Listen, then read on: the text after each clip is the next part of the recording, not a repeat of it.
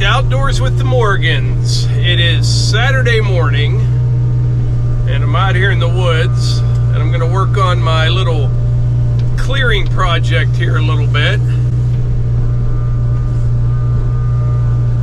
We were supposed to be in the middle of a snowstorm right now, but as you can see, it's not doing anything.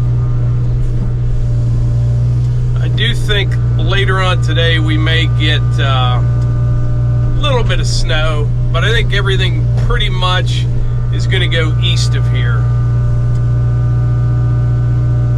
Well, this maple's coming down pretty easy. We're just going to give this a little shove here.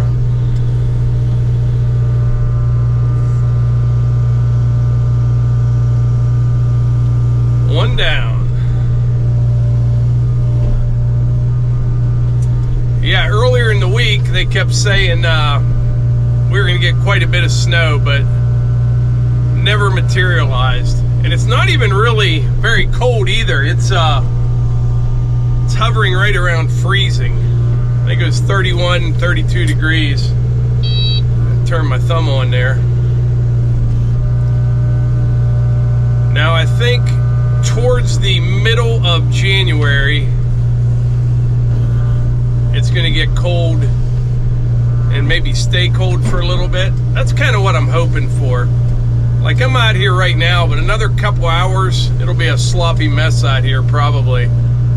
I like those days where it gets into the 20s and just stays there and down into the low teens at night. Get the ground frozen nice and good. You stay out of the mud. But I'd like to get this all done out here this winter, you know, all the trees cleared, all the wood cut, and then we can plant first thing in the spring. I'd like to plant maybe some nice native grasses out here. We're going to plant maybe some fruit trees.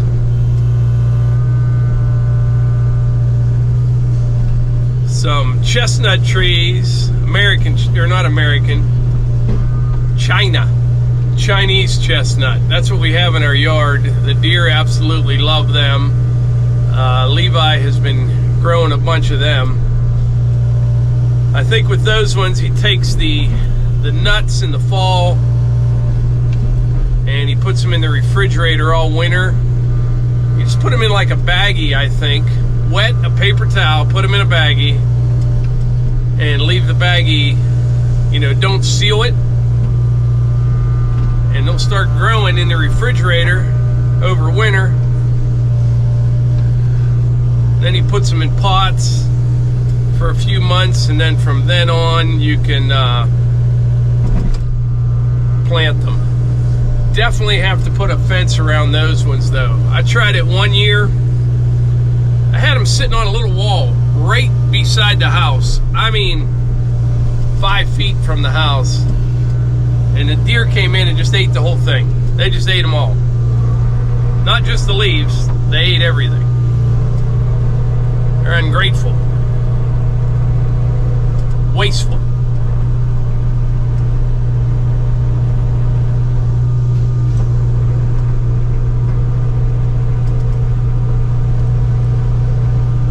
It's actually flintlock season, or as I call it, flinchlock. If we do get a little bit of snow, I'd like to go for a hike there later on today. Another maple on the ground. These little ones, they come down quick. Also, it'd be great to get some snow to get a big fire going out here. I got piles of brush everywhere.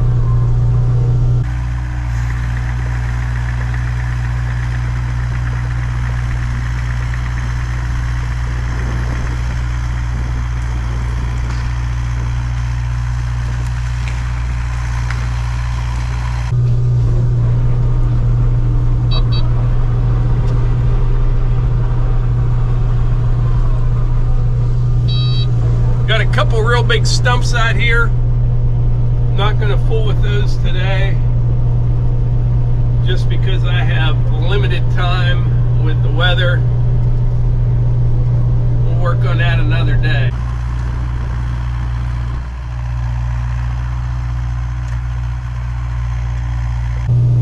There's a cherry stump from this past fall.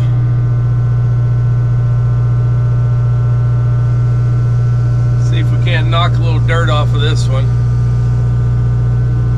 Sometimes it works good dropping them on other stumps, like so.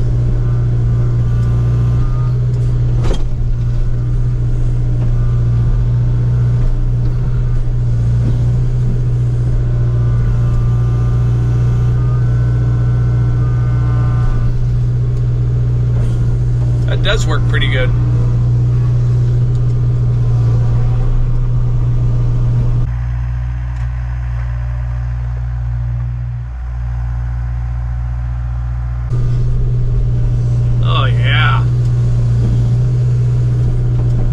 That's the key, man. Leave a big stump right there in the middle.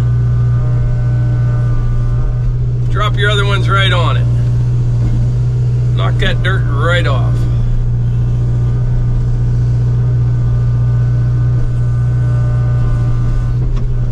Missed it.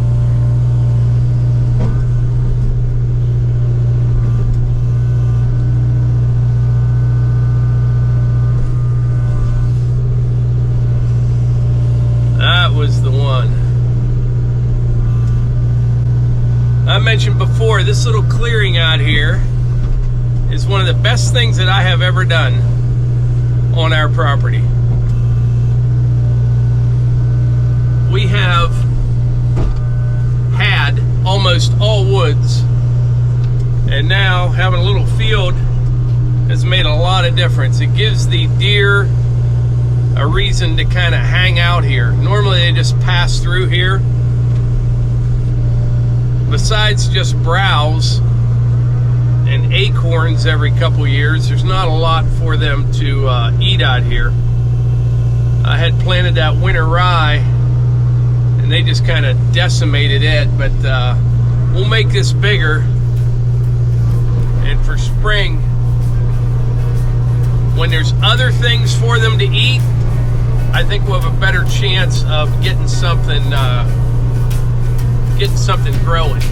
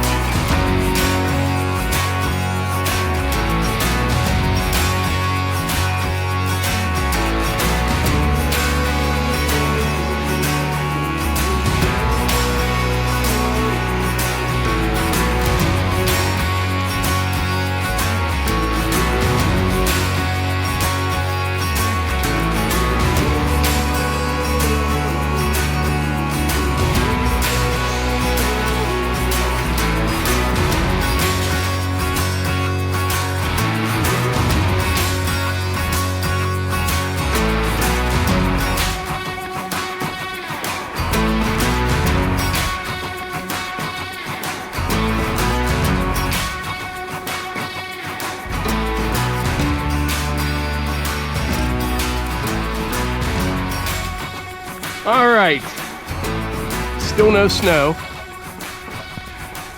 but I got about, I don't know, 12 or 15 more trees out of here. A couple bigger ones. Most of them were a little bit smaller. Kind of a mess right now, but we'll get it cleaned up. I'm glad to get the trees and the stumps out. Then I'm starting a pile of stumps over there, pile of brush over there. Have we got firewood poles over there, brush pile over there. Once the weather cooperates, we'll get a big fire going here somewhere.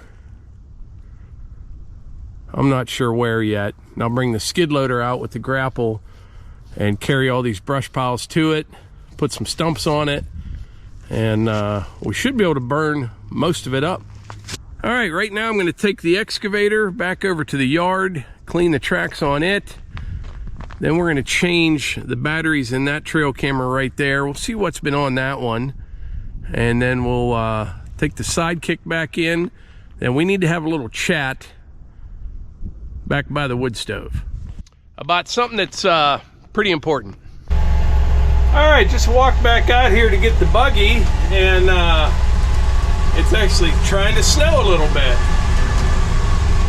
We're going to change these batteries in this trail camera, and then I'm going to pull the memory card as well.